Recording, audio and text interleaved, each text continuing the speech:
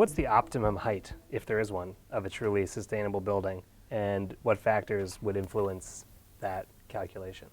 Well, I think to consider an optimum height for a tall building, you can't do that outside of its specific context. You know, a tall building of any size, if it was removed from a dense urban core and disconnected from quality public transportation, it'd simply not be sustainable. Another way of putting it is a 20-story building in a densely populated city is many times more sustainable than a 80-story building that is out on a greenfield site and has no connections to public transportation. Mm-hmm. It's really all about the network of relationships.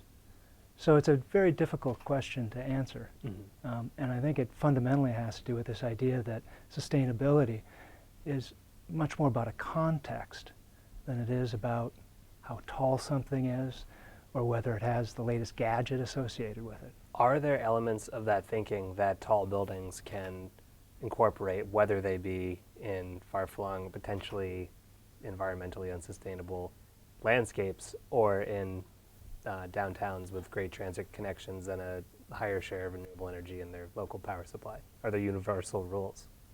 Well, density, and that's why I embrace tall buildings, is I think the fundamental quality of a sustainable future for all of us. Cities are our future. It's the only way 7 billion of us are going to find a way to all live together on this planet. So we're not going to be able to live densely without tall buildings. Beyond that, I think technology, material science, transformations in how we just live and learn and kind of be in the world will change over time. But as long as we find a way to build quality urban environments, and tall buildings are a significant part of that, we will find a way to live on this planet sustainably. Are there uses of tall buildings that you feel have been underexplored to date? You know, I think our relationship to architecture has undergone so much transformation as technology, as we talk about the Internet of Things. You know, we're going to get in this situation where buildings become more and more an interactive interface between us and our environment. And if you think of that scaled up to the scale of skyscrapers, to the scale of cities in themselves, I can see a time when buildings are talking to each other more and more. We're interacting with buildings and cities more and more, to the point that maybe buildings are less about something that gets plugged into a city, and that buildings really start to become pieces of infrastructure themselves. I mean, why shouldn't a tall building generate more power than it needs, or clean the air that we breathe, or clean the water that we drink? There's certainly lots of arguments about a kind of economy of scale of centralized infrastructure. Mm-hmm. But I think also with recent environmental and political events, we've learned that resiliency and redundancy are equally important considerations in those economies. And so why not? Why shouldn't buildings in the future really incorporate those fundamental pieces of infrastructure, with technology allowing them to talk, communicate, to gain efficiencies and effectivity? I can see a future that is for tall buildings that incorporate power plants and waste treatment facilities. Those elements as critical elements of our urban infrastructure that we all need to be working efficiently and effectively in order to make great cities. I've certainly read a lot and heard a lot about decentralization of the power grid, and that would seem to fit exactly with what you're saying. Are there other elements of decentralization and redundancy, resiliency that intersect with high density and the need for development in that scale? Yeah, absolutely. Energy is a key one, of course, but anything you think of that your public utility delivers to your home. So water, gas, energy, waste treatment, trash.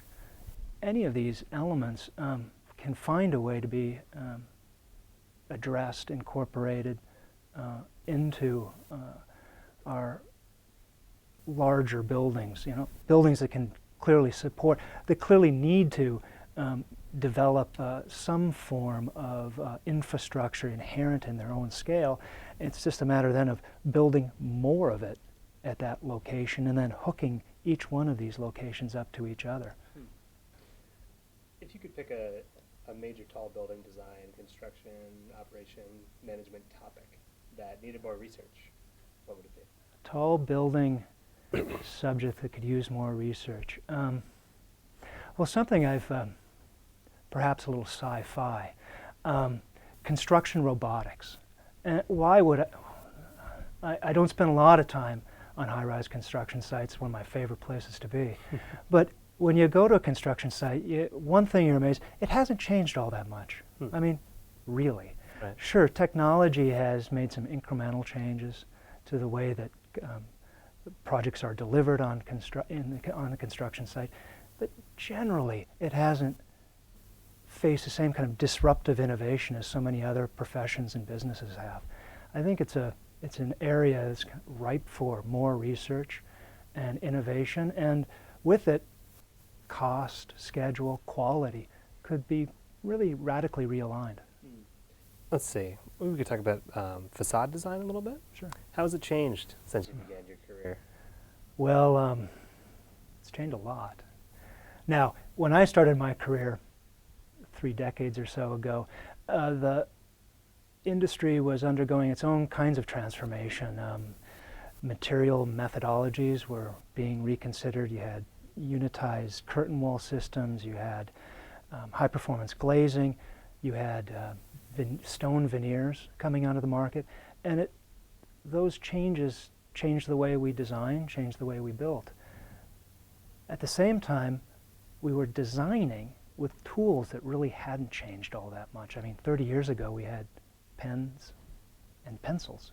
Now there are really good, technologically advanced pens and pencils, but they were hand tools. It's we were making architecture out of chisels and hammers. The drafting board. Yes, yeah, and today, all kinds of transformations happening around us as well in technology, materials, and methodologies.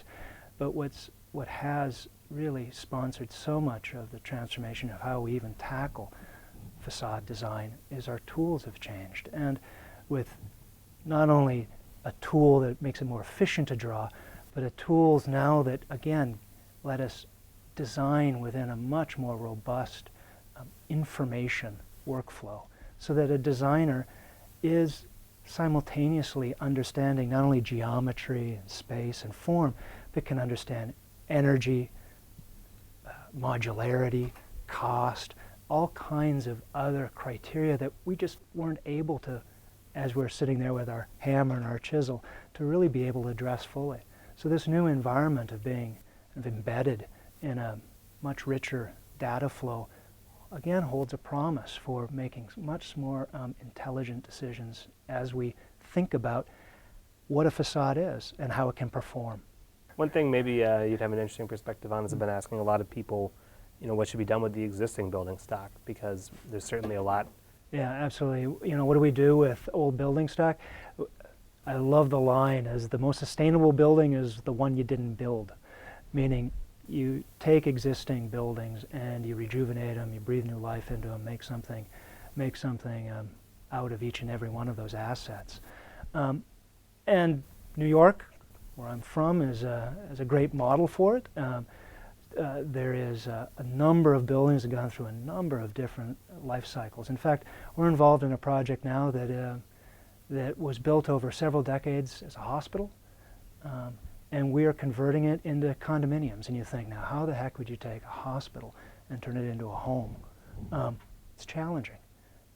It's not always the fastest solution, but to be able to preserve the infrastructure, the effort, the materials, all of that work that had gone into those buildings over decades, to preserve most of it, and again, breathe new life and transform it fundamentally, bring it back to life in this dense urban environment is, yes, truly the most sustainable solution.